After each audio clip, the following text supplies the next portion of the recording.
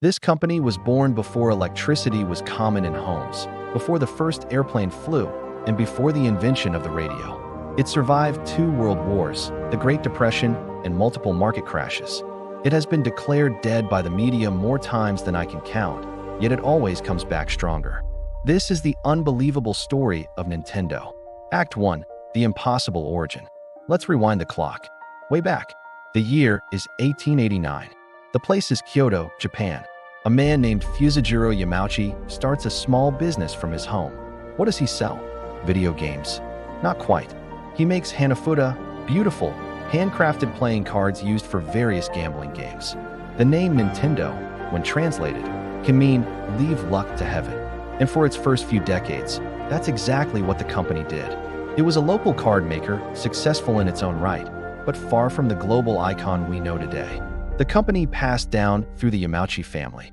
It weathered the storms of history, including the immense turmoil of World War II.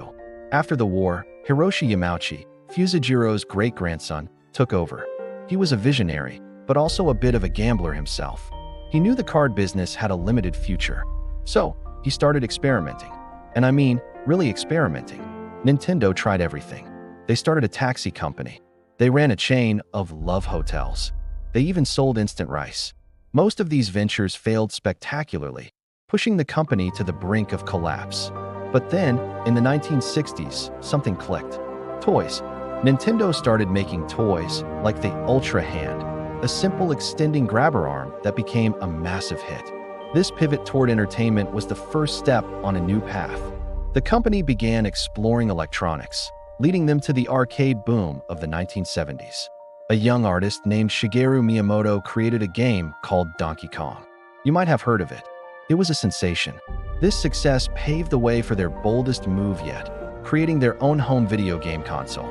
In 1983, they launched the Famicom in Japan, which would later become the Nintendo Entertainment System, or NES, in the rest of the world.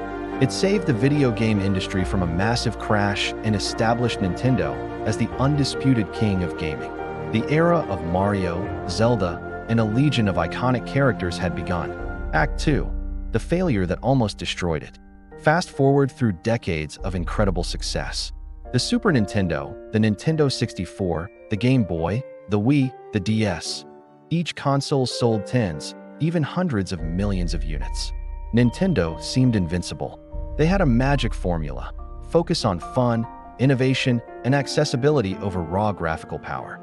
While competitors like Sony and Microsoft chased photorealism, Nintendo gave us motion controls with the Wii, touching a massive new audience of families and casual players. They dominated the market. They were on top of the world.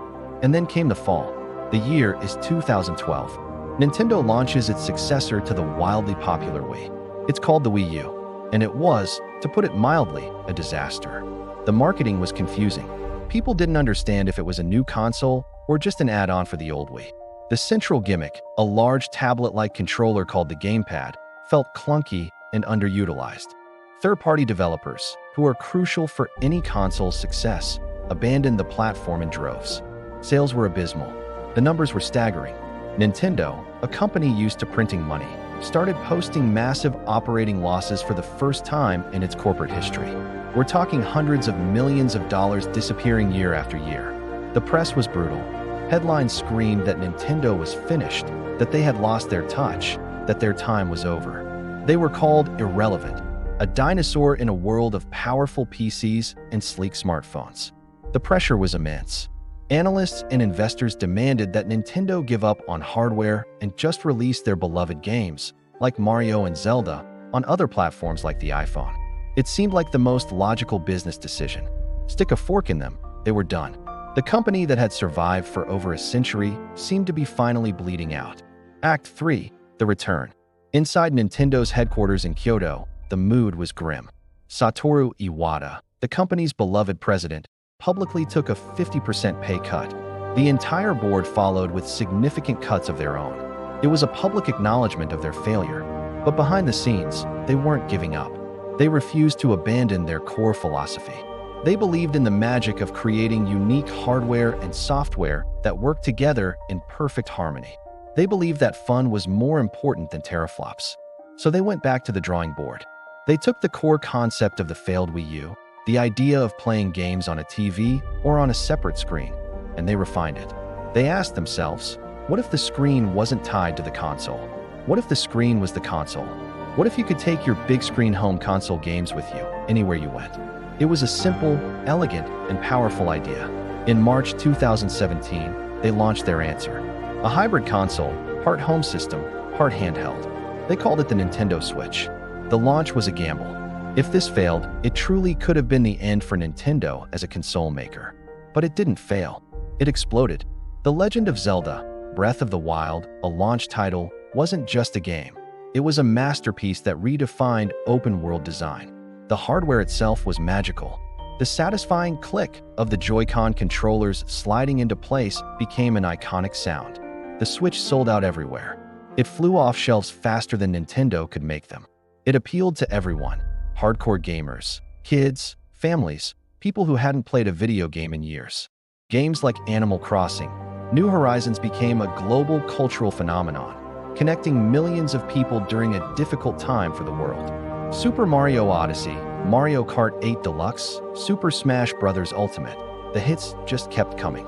Today, the Nintendo Switch has sold well over 140 million units, making it one of the best-selling video game consoles of all time.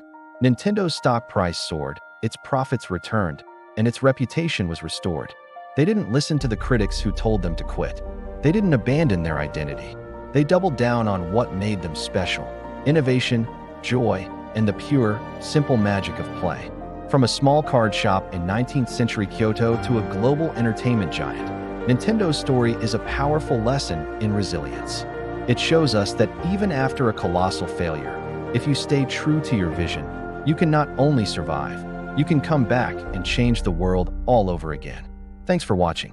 If you enjoyed this story, be sure to hit that like button and subscribe for more deep dives into the brands and creators that shape our world. See you in the next one.